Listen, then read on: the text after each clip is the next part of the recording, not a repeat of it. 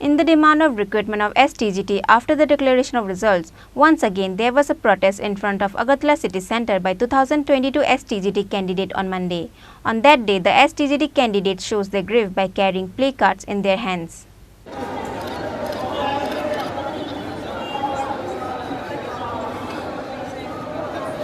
It has passed 10 months since the exam of STGT. The STGT candidates of 2022 raise a question on why is their result not been declared till date. Because of the delay on declaring the result, most of the candidates are running out of time as their ages are increasing. Because of that, the STGT candidates of 2022 are demanding to declare the result as soon as possible and also to take a recruitment along with that and conducted a protest in front of Agartala City Center on Monday.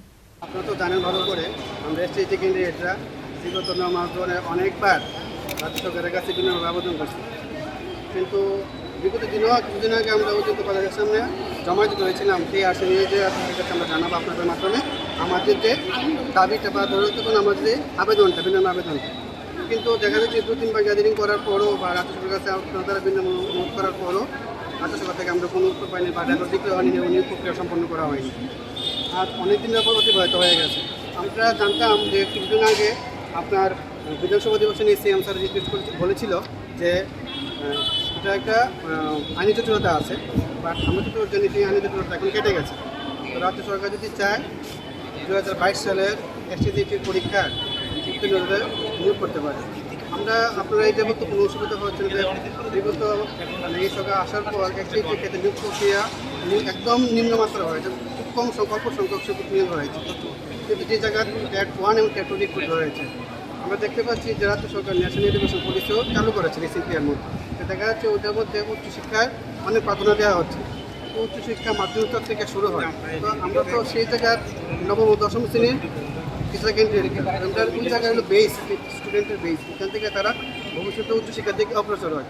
তো ওই জায়গায় যদি শিক্ষক সংকট থাকে অনেক থাকে, তো তারা পড়ার ব্যাঘাত ঘটবে।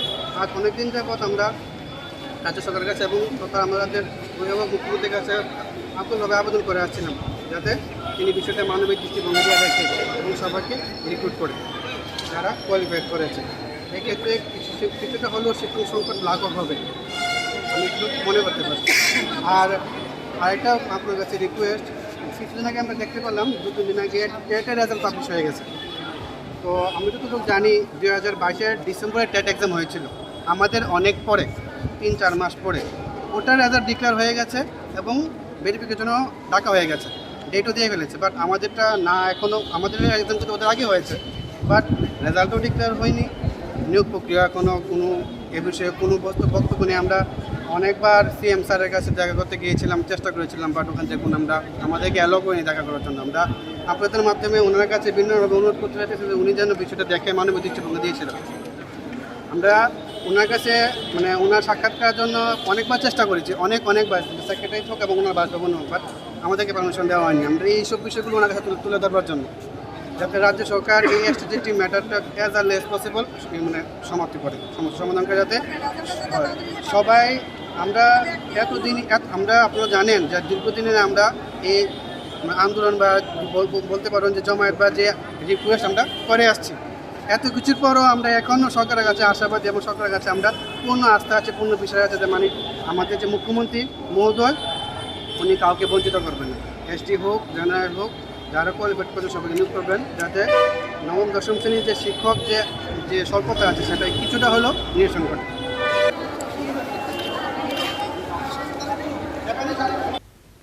Reported by Pranav from Agartala, Chini, Khorang.